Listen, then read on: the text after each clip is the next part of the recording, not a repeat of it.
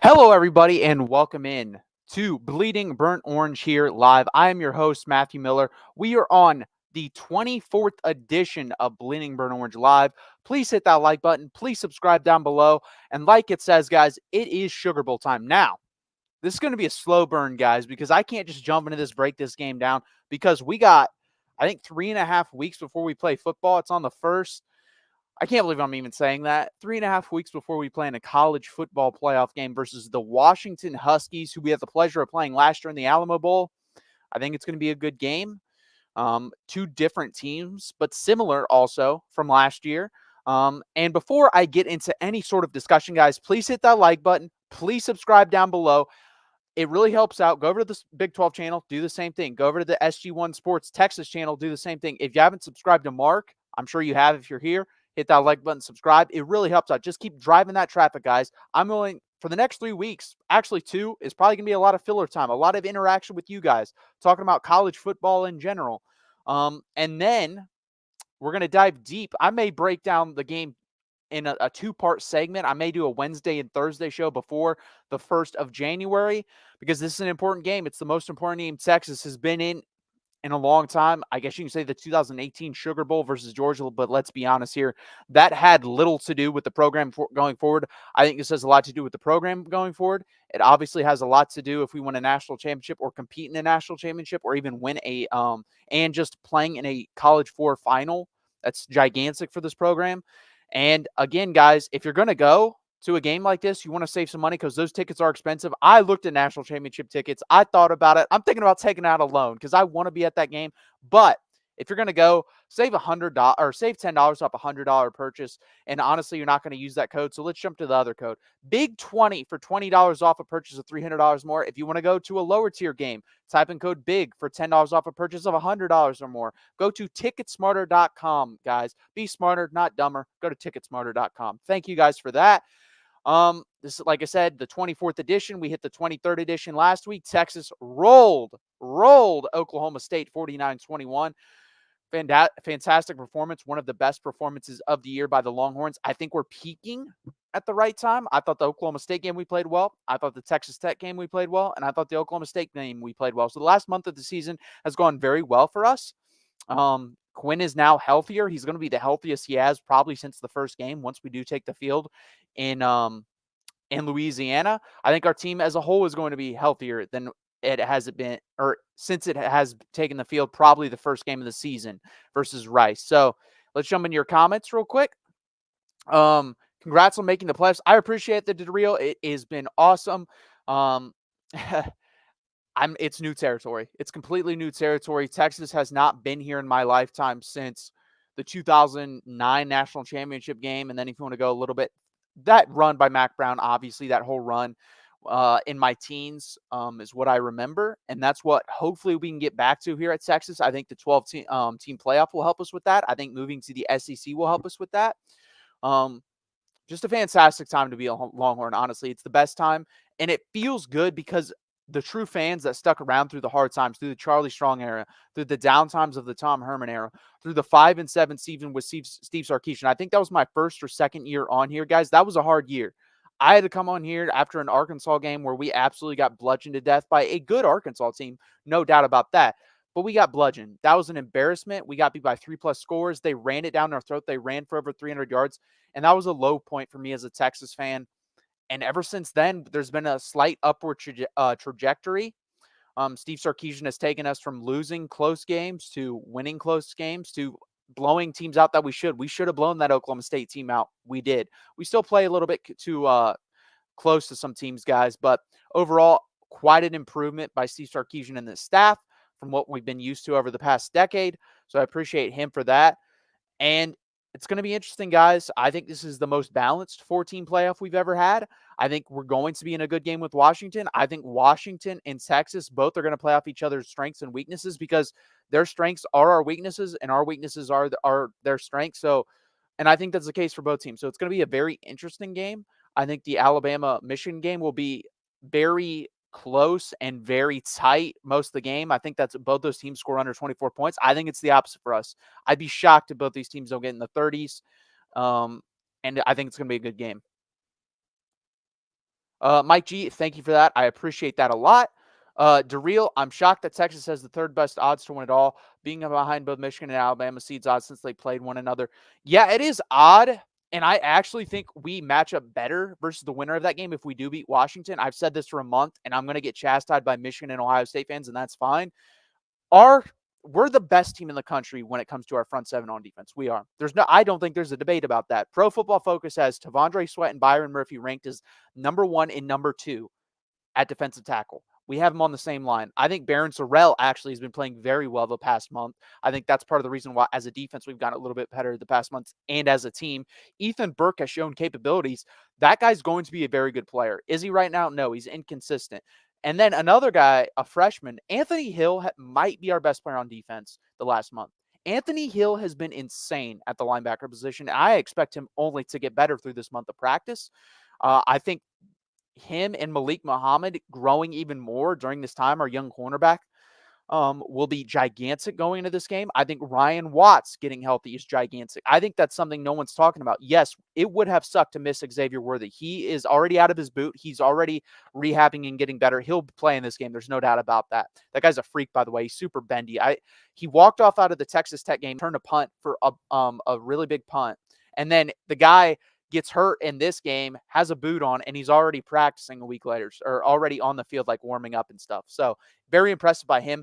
But Ryan Watts is key to our team. I really believe that. Every time he gets hurt and out, and he's off the field, this Texas team really struggles in pass. He is the number 1 cornerback for a reason, and he's going to be huge. In my opinion, I haven't gotten to Washington yet enough, but if you're going to guard Jalen Polk, fantastic wide receiver, Jalen McMillan, fantastic wide receiver, Rome Odunze, fantastic wide receiver, you're going to need Ryan Watts, and in my opinion, you have to put him not on the best guy, but you have to put him on the most physical and probably least athletic guy. I don't know which one of those out of the 3 it is, but he's a big cornerback. He does struggle to run with people. So if you put him on the least athletic, I really believe if he gets physical at the line of scrimmage, he can take one of the guys out. And that's huge because Terrence Brooks is going to have to play better. Malik Muhammad's going to have to is going to have to grow up quickly. He's been good, but he's going to have to be really good in this game. And then Gavin Holmes is going to have to be consistent. Gavin Holmes is at point in this season where he's clearly the number 2 cornerback. When I watch him, he's clearly the number 2 cornerback. And then other points, he looks completely lost and terrible. He's going to have a good game to go against these guys. And honestly, the safety position worries me more. Obviously, Jalen Catalon hit the transfer portal. I'm not shocked by that. BJ Allen, also safety, young safety. I believe he's a freshman or a sophomore. I'm don't really know. I get lost with those recruiting classes. He was a very high 4-star or even low 5-star recruit, depending on who you look at, has entered the transfer portal. And Xavier Bryce. Now, all these guys in the secondary leaving tells me Steve Sarkisian is already getting guys out of the portal that are going to be in the secondary, and he knows it's a weakness. Andrew Makuba will probably be on Texas Longhorn next year. Very good player from Clemson. If we can get one more and then with a strong recruiting class, I think we'll be fine back there. Another guy that's going to have to grow up is Derek Williams. True freshman safety, plays pretty well. He's our best safety in coverage. I like Michael Taff off the ball. He's very scrappy, good tackler, and he's good at read and diagnosing plays and then coming down low, but he's not good in coverage. And Jaron Thompson is our best at diagnosing plays. He is. He's not good in coverage, but he's good at that. So Derek Williams is going to be heavily relied upon, and it sucks that he's going to miss the first half in a very ticky-tack targeting call. Like, I think I'm a pretty realistic Longhorn fan, and that was ticky-tacky. You want to go and watch it. He basically hit a guy with his shoulder, and his helmet slid up into the guy. That's going to happen. That happens almost every play. I don't know why they decided to call targeting on that play. It is what it is. So that's going to be gigantic missing him. Jaron Thompson, Derek Williams, and Michael Taff are going to have to survive this first half. They are the weakness on this team, and Washington's probably going to try to exploit them. I don't know who Washington's tight end is. Again, when I dive deep into them, I'll look at him and see if he scares me, because that would scare me. If he's an average tight end, he can take advantage of those guys in coverage. I think our corners will make enough improvement, and I would see a lot. I expect to see quite a bit of zone in this game. I think it'd absolutely be idiotic and arrogant to put man-to-man coverage on these guys a lot of the time. I want to see 70-30 zone, honestly. And on the offensive side of the ball, I think you're going to have to run the ball very well, and you're going to have to score in the red zone. That's going to be key to this game, guys. You have to be able to do that. It's going to be a fun game. Like I said, this is a macro perspective right now. We're going to get in the micro. look into this very deeply, break it down very deeply. Even what I was doing before, we're going to get deeper in that. We're going to get into where Penix likes to throw, what side of the field, what kind of personnel they like to use, stuff like that, because I think it's going to be a very interesting matchup. Um, Ralph Wolf plus Washington has a dynamic tight end that can stretch the field. Yeah, if that's the case, it's going to be very interesting. Obviously, we have a dynamic tight end as well. Like I said, I got a feeling it's going to be a shootout, guys. And I don't think it's going to be because of bad defenses. I think both these defenses are average, but this is just very good offensive talent. I mean, you have 5 guys that are at the wide receiver, 6 guys at the wide receiver position that are going to play in the NFL. I think A.D. Mitchell, Xavier Worthy, and Rome Odunze are all going to be top 40 picks in the NFL draft, which is crazy to say in a game. You're going to have 3 guys in the top 40, and that's going to be interesting. Wet blanket. By the way, you did not show up, my friend. You did not show up. And I called you out after the game because you talked all this smack. And then when Oklahoma State got the doors blown off, you didn't show up. So shame on you. But anyways, thank you for being here tonight, though. Thoughts on the playoff field? I think it's the best playoff field we've had. I think we have even matchups. And I think it's funny. These teams lining up mirror each other almost in a lot of ways in both games. I think Washington and Texas mirror each other in a lot of ways. You have 2 offensive-minded coaches that are probably top 2 or probably top 4 in the country in offensive play calling. You have teams that are sneakily good at running the football with Dylan Johnson and then with Blue Baxter and Keelan Robinson too for Texas. You have 2 underrated offensive lines. I think the only difference between the 2 teams is our defensive line. Our defensive line is the best in college football. I'm done debating that with people. I think that's pretty obvious when you have 2 guys that are going to play in the NFL at your defensive tackles positions that are rated that highly, and then 2 average edges. We're the best front 4 in college football. I think that's where the game's going to be won. If Texas cannot get pressure with their front 4 and they have to bring consistent blitzes, you can bring them once in a while, but if you bring them consistently, Michael Penix is going to shred us. That's what's going to happen. So those guys have to eat. DeReal, I'd rather play Michigan. We match up way better versus Michigan. They do not have wide receivers like Washington, nowhere near. Penix is a better player than J.J. McCarthy, and Michigan wants to run downhill. Have fun running downhill versus Stephondre Sweat and Byron Murphy. That's why if we can survive this game, guys, I truly believe we can win the national championship because we match up very well with both those teams. They want to run downhill. They want to hit you with big plays deep. And Texas, they'll give up 1 or 2 big plays. Their issue is they consistently give up the medium tier plays, and Michael Penix will shred you doing that. Michael Penix will gladly take the 15 to 20-yard completion down the field. So it's going to be very interesting.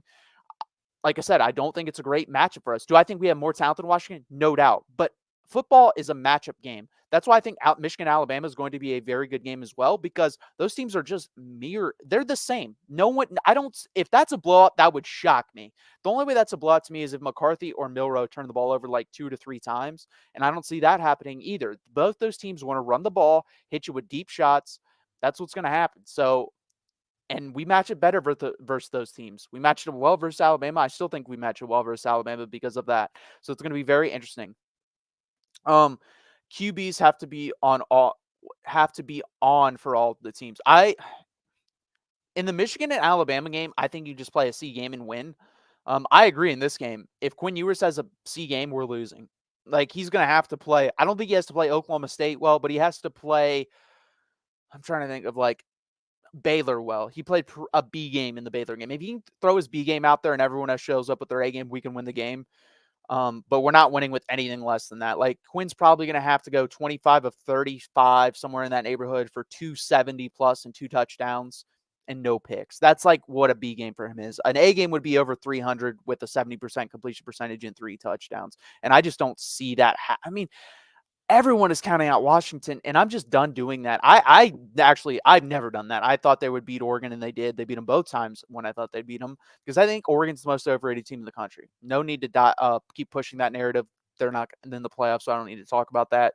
But Washington, they scare me. They do. I've said this from, again, a month. I called in a Mark show. I said, I would rather play Michigan or Ohio State before the Michigan-Ohio State game happened because we match up better. We do. We match up better versus those teams because they have iffy quarterback play. Michael Penix has the recipe to shred us. He does. He does. I don't know if he will. I don't know what Pete K is going to come at him with defensively.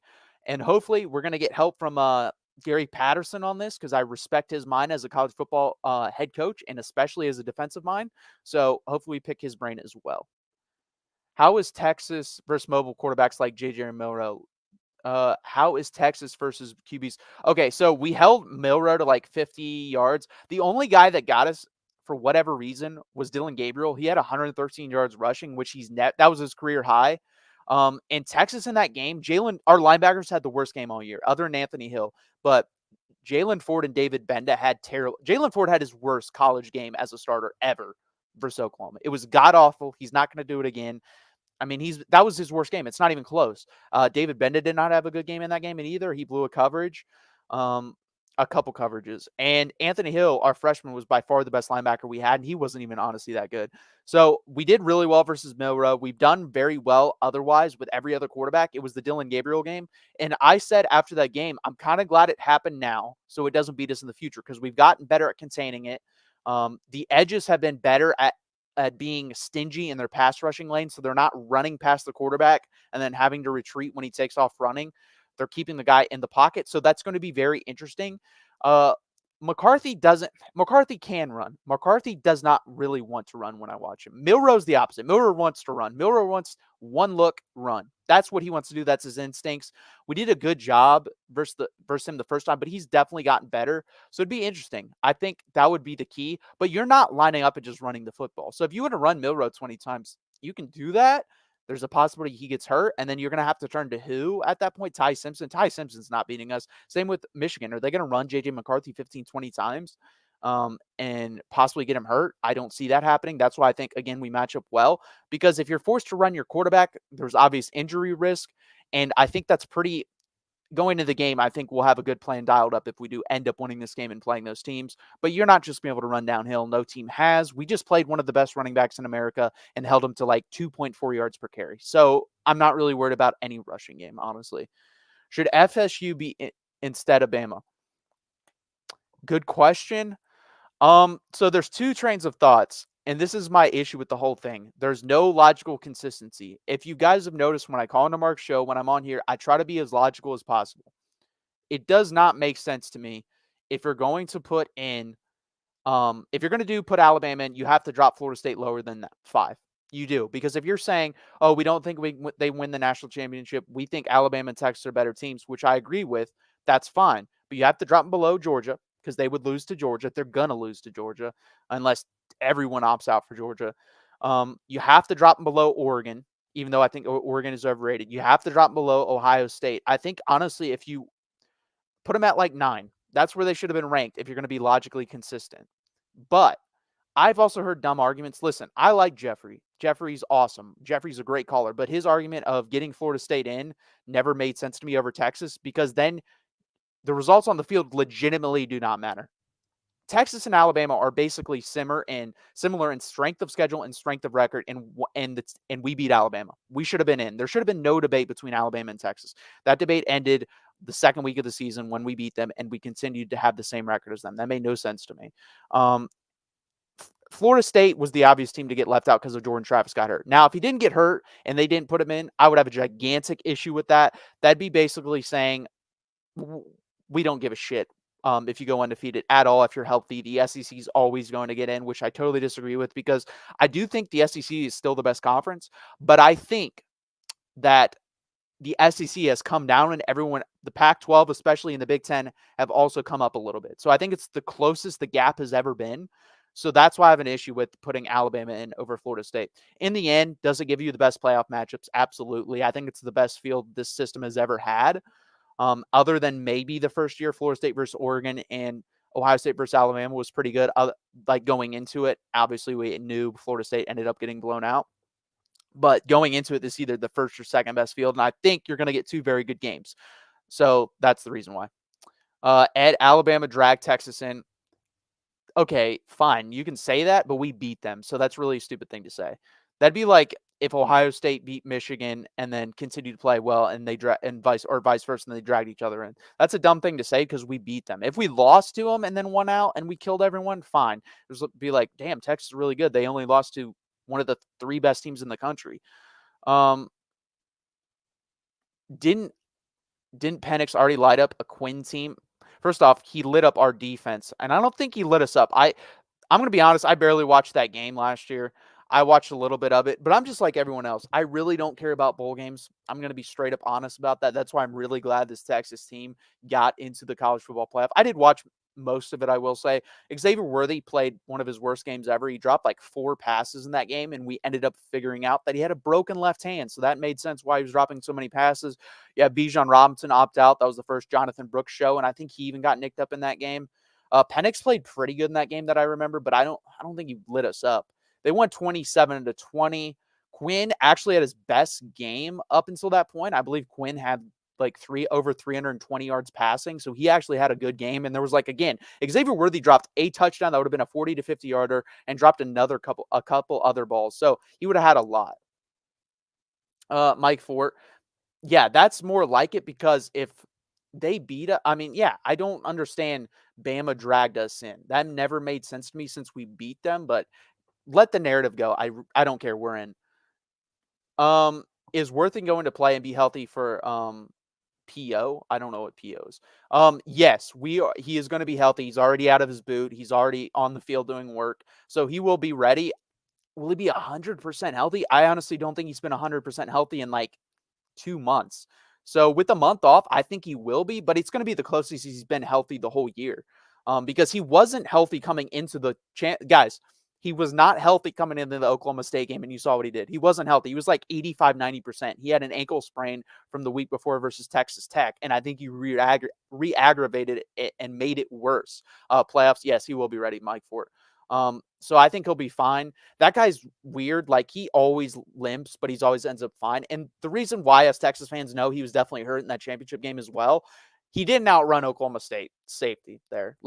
And Xavier Worthy, I think, was tracked at running 22 miles per hour when he returned to punt versus Iowa State. This guy is a blazer. It's either him or Jaden Blue are our 2 fastest players. He's not getting dragged down from behind like that if he's 100% healthy. Do I think he'll be about 90% healthy for sure? Yes. Do I think 100? Probably not, because he never is.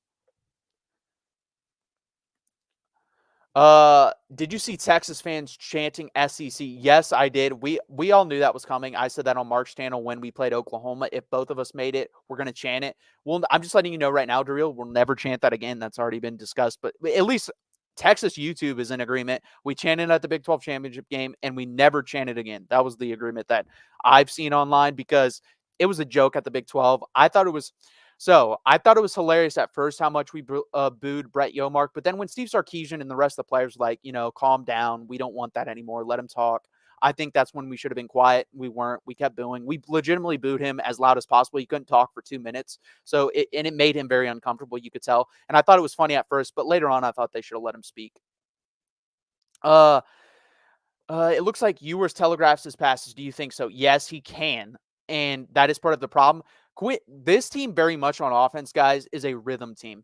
It's a rhythm team, just like a basketball team. They're a lot like the Golden State Warriors. When those guys get in rhythm and are making shots, they're basically impossible to stop. Texas is the same way. If Texas is in rhythm and Quinnen is just quickly getting the ball, reading the defense, getting out to his playmakers, you're not going to stop us. You're just not. Now, if you can keep Quinn in the pocket, he can get a little anxious for no reason. There are some times he steps into sacks because of his anxiousness. There are times he holds onto the ball too long. There are times he can telegraph his passes. When he's not doing that, he's one of the best quarterbacks in America. It's going to be up to Steve Sarkisian doing what he did in the Oklahoma State game, which is very misdirection type plays, get the defense going one way, throw back the other very quickly. If you can do that with Xavier Worthy, A.D. Mitchell, Jatavian Sanders, it's really, really hard to stop. It's basically basketball on turf. And again, this is definitely a rhythm type game. So a rhythm type offense. So if Washington can interrupt our rhythm or break it at some point, that's when I worry. We'll see if they can do that. That's very easy to say to do. It's very hard to do versus this Texas team. John, Darrell, you probably enjoy that. Yeah, Darrell was probably like, ooh, rubbing his hands like an evil villain. I'm happy Texas fans are enjoying their new conference. Hey, we're going to add to that baseball because we're good at baseball. We're going to add to the basketball. There's might be a debate now with Texas and Oklahoma joining second best basketball conference. And then football, it just makes you stronger. So it's going to be very interesting. I want Bama over UT. All the talk about Bama's defense, but UT might have the best form. Thank you, Mike. I have been saying this for a while. I wanted you guys, honestly, in the first round. I have Michigan fans. I kept telling them, We have the best front four in the country. We might have the best front seven in the country. Front four, I don't think is debatable. Front seven, you can debate. But you have Tavondre Sweat and Byron Murphy. That's going to disrupt a team like Michigan. It's going to disrupt a team like Alabama. No, you're not going to run on us. No one has. It's just not going to happen with your running back. Quarterback, maybe. If you want to if you want to dedicate 15 to 20 plays to rushing your quarterback, that's fine. There's a really big possibility he gets injured versus our team, but you probably could get away with some yardage there, but you're not going to be able to run with your running backs. We've proven this over and over. We're top 5 in the country in rush yards per game. We're top 5 in rush yards per carry. We're top 6 in rushing efficiency, which basically means we're holding you under your average of rushing. We're the best run defense in the country when you boil all the statistics together, and you're not going to be able to run versus us. You're just not. So I agree with that, Mike Fort. Like I said, I like the matchup better of Michigan or Alabama. I don't like this matchup with Washington. Oh, Ralph, this has officially started the two Giants battling it out, SEC versus Big Ten.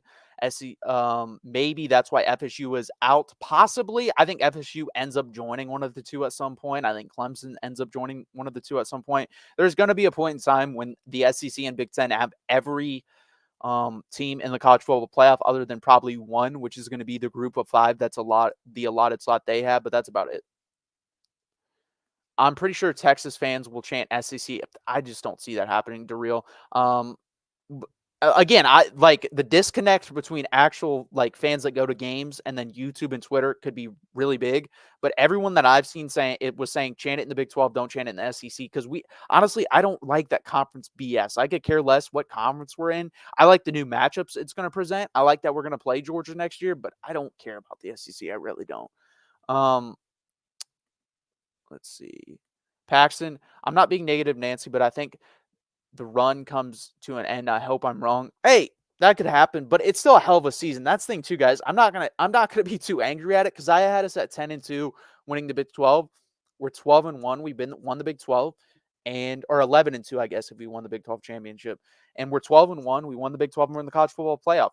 I have no issue if it comes to an end. I don't hate Washington. Like, that's the thing too. Like, this game's gonna be fun, but I'm not gonna be like, I'll be sad that the season's over, and I'll be sad that I'm not gonna get to watch this team anymore. But I'm not gonna be pissed off if we lose to Washington because it's a bad matchup. I'm gonna keep saying it. It is. Let's see if when I dig in deeper, if I come off of that. But right now, just again, the macro level, it's a bad matchup. It is. I think Matt's getting introduced to the nuances that is, or the nuisance that is Darrell. No, I know Darrell's MO, and I don't find him a nuisance. I just think it's funny. He's big SEC. And okay, I'm gonna say this. This is no hate, Darrell. Let's be honest here. If you're Alabama, are you more tied to the SEC than you are if you're a Kentucky fan? No, you're not. Because no offense, Kentucky really doesn't have much to root for in anything other than basketball. So you kind of have to be tied to the SEC when it comes to football and root for the conference. No offense. I hope you don't take that with the fence, but I think that's the case. I think that's the case. Could be wrong. Missouri and Texas A&M fans said the same thing. You'll enjoy it around here. We do lots of winning. But see, that's what I'm saying. Like, we don't do anything. My allegiance is to the University of Texas. I could give two shits about Alabama, Georgia, especially A&M. I don't care. I honestly, like, I might root for, like, the lower level teams, like a South Carolina, those type of teams. But I don't care about the SEC. I don't. I just don't. I have 38-35 either way. I think that's probably where I'm going to lean early. Again, when I dive deeper, we'll see if I come off of something like that. 38-35, 34-31, something like that. Yeah, I would agree. I'd agree that UW is probably the short straw for Texas based off on their offense. 100%. That's what it comes down to, matchups. I think we match up better versus the other teams. I think we're slightly less talented than Alabama. We still match up well with them. And I think we're slightly more talented than Michigan, but we match up well versus them. So Washington is definitely less talented. Like, if you went across the board and you had NFL scouts choose who they want on the teams, we're going to have more draft picks. But that doesn't matter when it comes to this style of play, guys. That's why, like, high-scoring teams can upset lower-level teams because they have the ability to space them out and dish it around the yard. We'll see what happens. Like I said, it's going to be very interesting. UK beat U of L, which helped FSU get left out. I think UK did their part. Hey, Yeah, I guess. I still think FSU gets left out even if they beat Louisville, if Louisville beat Kentucky. I don't think that really had much of it. You were saying the SEC spirit will grow on you. You are young, the SEC spirit. Maybe. I just I have never had that allegiance for my conference. I've never been like, "Ooh, the Big 12." Um I'm a Texas fan, and I think that's what's going to surprise some people. Texas brand is so big that we're one of like 4 teams, guys, that we don't need the conferences. Like, we could go independent, we'll make that shit, we'll make the money, it wouldn't matter. Notre Dame's one of them, obviously, have they done. I think Ohio State's one of them. I think that's honestly really it. I think those are the only 3 teams that could go independent, be fine, like, or and make a lot of money. I don't think be fine. I think there's multiple teams that would be fine, but I think Texas would make a shit ton of money by itself. They got their own network at one point. Um, so yeah, I that's why I don't really have an allegiance to a conference. I just don't see the need for a conference, honestly. So it is what it is. And by the way, we're going to come in and dominate. So will Oklahoma in a lot of the sports. Like, Oklahoma is going to roll through softball. Um, I think every other Olympic sport, like swimming, we're going to dominate in. We'll dominate in volleyball. We're already doing that in the Big 12. Basketball, I think will be one of the 2 or 3 best teams. We play Marquette tonight. That's part of the reason I started this early. I really want to watch Texas versus Marquette. I think it's going to be a hell of a game. So it's going to be very interesting. Boy, Michigan could go independent. Maybe that'd be the other team. And of course, can you go independent? Yes, I'm saying thrive like Notre Dame has. I think there's only 3. I think there's Notre Dame, Texas, and Ohio State. Texas has a top 3 fight song. The Victors, the Echoes, Texas fight. Okay, yeah, I don't disagree with that. 24 from what I've heard is official. Heard it's official. Brock Vandergrift to Kentucky. He's good, man. Y'all make him a 12-team playoff next year with him. Hey, if that's true, that's really cool. Sandra, god dang, man. You always put some crazy ass scores out here. 59-17. If we hold Washington to 17, I will be all aboard the national championship train. I will say I will get on here after that game if we hold them to. I don't care if we score 59. If we score 31-17, if we hold that team to 17 points, I think we easily can win the national championship. I still think we can, but 17 to that team, which is probably the best offense in the country, is pretty insane. Michigan on different level than Texas. Do your research. Dude, we make more money than you, so no, you're not. Like, that's the thing. If you want to talk program wise, fine, give it to you. Don't care. And I think recently you've definitely win that debate. But if you're talking money and endowments, no, you're not. I don't think you endowments maybe. Money overall, I know we make either the first or second most off jersey sales, memorabilia, stuff like that. And then I think Tony talked about this when he's on here. The guy that he works for, obviously the USC channel, you guys know, state law, basically they have to be given money by the state to Texas and Texas A&M, oil money. So no, we have a shit ton of money. Damn, this has turned into a Stanford, Cal, and Michigan make the most money. Are you saying bring in? So that's the thing too. There's like the net amount of money you bring in and the gross amount. I think Texas has more net. I think, could be wrong. Ohio State might have been a better offense than Washington this year. They had the best receiver. Yeah, they had the best receiver in football, John, but I think Roma Dunze's top 3. I think Jalen McMillan and Jalen Polk are also in the top 15, 20.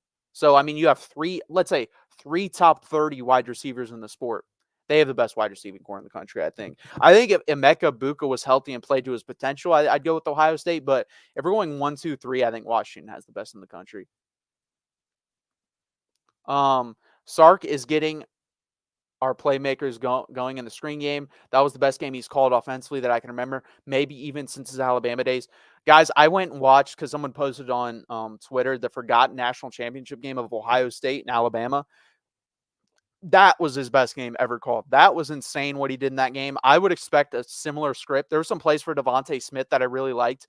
Basically sent him in motion halfway, and then as soon as he called the play, he reversed motion to the outside, and there was no one on the left side of the field because it was man, and Devontae Smith is fast, so you're just booking it to the other side. If you can, he should draw up plays like that for Xavier Worthy. I expect him to. This man with a month to prepare, it's going to be fun. It really is. But Kalen DeBoer can do the same thing. Kalen DeBoer is a very good offensive coach. Kalen DeBoer is a very good coach in general. It's going to be a very good game. True. Penix is way better than midcord. Penix is probably a top 3 quarterback in the sport. Him, Caleb Williams, and Jaden Daniels. So yeah, it's gonna be interesting. McCord transferring to Nebraska. Listen, I don't think McCord's great, but he's better than anything Nebraska's had recently. So that's a very good pickup by them.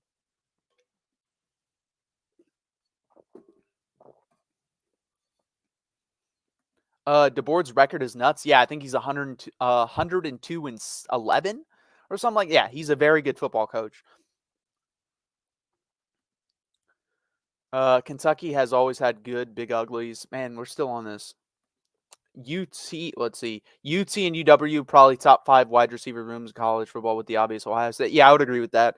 I like our top 2 versus anyone. I think Xavier Worthy, obviously baller. I think AD Mitchell slept on. AD Mitchell shows up in big games. Go look what he did at Georgia in the college football playoff. Go look what he did the rest of the time in big games and in big moments for Texas this year. He's been very good. And then you have Jordan Whittington, the slot guy that doesn't get enough credit. He can go off at any point. He had a good game versus Oklahoma State. And then you have the second best tight end in college football. If you're including tight end in that room, Mike, I think we're probably second. Because no offense to Cade Stover, he's not Jatavian Sanders. Jatavian Sanders will be a second-round pick in the NFL draft. He's very good. You have Brock Bowers by himself. And then I think there's 2 categories. I think there's Brock Bowers by himself. I think there's Jatavian Sanders by himself. And then I think there's a bunch of other good guys. Texas has the best wide receiver tight end QB combo. I don't know enough about Washington's tight end. If Ohio State had a better quarterback, I'd give it to them. Yeah, we probably do. Maybe. I don't know LSU's tight end. Jaden Daniels, Brian Thomas, and Malik Neighbors. And then if they have an average tight end, I honestly might go there. But yeah, that's pretty nice. 2022 richest colleges: Harvard, 49 billion; Texas, 42 billion; number 9, Michigan. So thank you for doing the research for me. Sorry guys, talking to 24 in the chat and QB big news carrying. Yeah, so it's going to be interesting, guys. I think it's going to be a hell of a game. Can you guys do me a favor while you're all here? Hit that like button, subscribe down below. We're going to be here next Wednesday at 7:30 p.m. Eastern time. I'm going to look Tice, the athletic budget doesn't matter. But I'm going to look into this game a little bit each week. Next week, I'll bring a little bit of on the surface data. We'll dive in deeper the next week after that. And then that third week, guys, is going to be all in what I think is going to happen, how I think is going to happen, and we'll discuss that then. So please hit that like button. Please subscribe. This is Bleeding Burnt Orange, live number 24. Go over to each channel, hit the like button, subscribe down below, and we'll keep this going for a little bit longer, and then I'm going to have to bounce. And then here we go. You're already on Amazon. Admit it. Might as well click the link and support the channel. Mark Rogers can get some money. What's wrong with that? 100% agree. Hit that link if you're going to go on Amazon, which we all do, and do that as well. Look up the athletic budget for Michigan. You know what? Next show, I will bring that information. This was a spurt of the moment. If you guys want to look that and drop that in the chat, go ahead. I can't do that right now, obviously. Did Quinn even throw a deep ball against Oklahoma State? I swore he threw one. Yeah, he threw one to AD Mitchell down the left sideline. It was a beautiful. They showed it on the above camera, on the all of 22 camera. Like Quinn Ewers is the best quarterback in college football when it comes to anticipation. There's no doubt about that. He anticipates his throws beautifully. If you go look at that play, AD Mitchell hadn't even broken out. He did a double move. He did an out and up, and he was just on the out, and then he threw that ball right when he hit the out, and then he's running up underneath it. It was like poetry in motion. He's so good at doing that. That's his biggest strength, is anticipation. Now, that can lead to some things, guys. If your guy falls down there, runs the wrong route, that can lead to the defender picking it off, but it's also a big thing going in the NFL that I think will help him a lot. I was born into it. The orange everything. B-Bean, 100% like it way more. It's hilarious how everyone's changed their tune on this. If you go look at Joel Klatt a couple years ago, he said the 14 was the worst thing for the sport. Now he's saying, and he doesn't want to expand it even more. Now he's begging for the 12-team playoff. Everyone is. You know why? Because once you get to that point of the 13, 14 team being left out, those teams can't win the national championship anyways. We had a legitimate case this year, guys. I think there was these 4 teams, if you want to add in healthy FSU, Georgia, Ohio State, and if you even want to throw in Oregon, fine. I think they're overrated, but if you want to make a case for them, go ahead. There's 7 legitimate teams that could win the national championship, in my opinion. So I think that Texas is obviously one of those teams. And again, if you wanted to add Oregon, there could be 8. So would I rather have too many competitors at one point? Yes, I would. Because if there's that off chance that the 9th team in the country could have won the national championship that year, that doesn't sit well with me at night. That a sport, all sports are about competition and finding out who's the best. So wouldn't you want that to have more teams in there to see who is the best? That's how I feel. Like, you're legitimately leaving out a team this year that probably could have won a national championship. I think Georgia could win the national championship. I think Florida State healthy could win the national championship. I think Ohio State could have won the national championship. So you're going to leave teams out because they had one loss. It's the dumbest shit I've seen. This is why college football has been broken for a long time. We can still love it and say it's broken. And we're finally starting to do some things about it. I hope we can change a little bit more, but the 12 team is right. It is right for this. On next week's show, I have the Alabama panel. That's going to be fun. I actually have never listened to those guys, so I honestly don't know what they look like. Matt versus John, UT Michigan Final Showdown. Hey, I would love to chat that up with John. Hopefully for both of our teams, that does happen. I think it'd be a really good game. I think it'd be a fun game. Might be the best uniform matchup for a championship game in a very long time.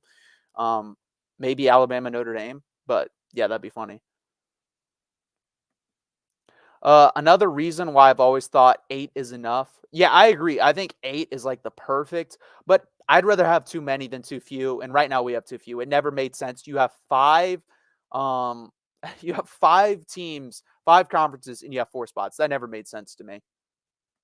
March Madness type tournament would determine a true champion, but not. And yeah, that's too many. Like, let's be honest here. The 15, until that happens, I don't see the point of doing that, like expanding it. I think like the most we should ever have is 12. That's the most. I think 8 would have been perfect, but 12 is fine too. I don't love college kids playing 15 plus games.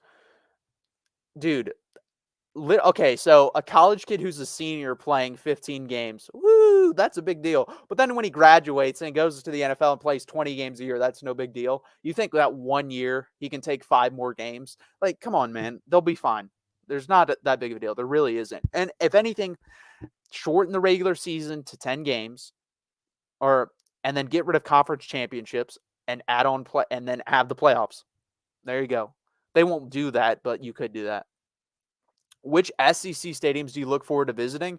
Well, I plan on going to Nashville next year. I think that's going to be the easiest ticket to get for Vandy. So, I mean, I'm not excited because it's Vanderbilt, but I'm excited to watch Texas.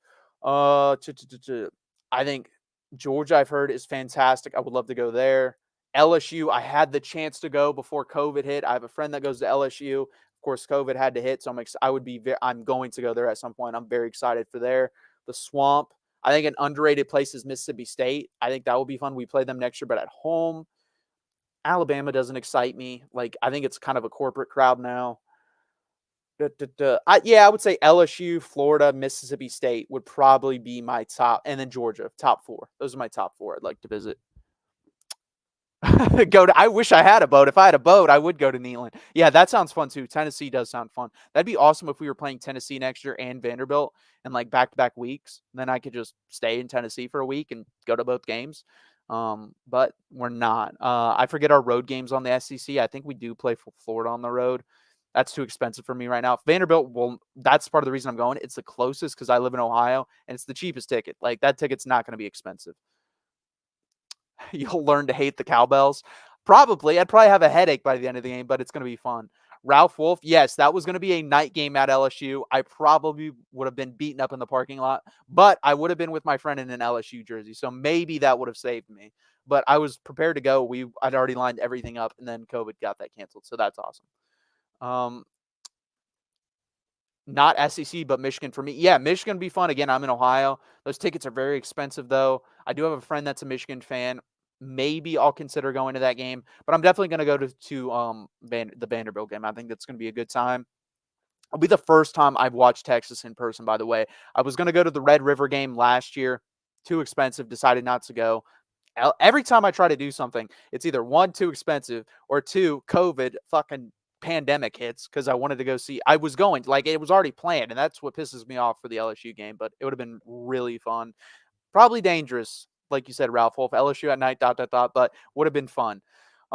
Thank you guys for being here again. I am going to cut this one now. You guys have also been awesome per usual. Came on a little bit early.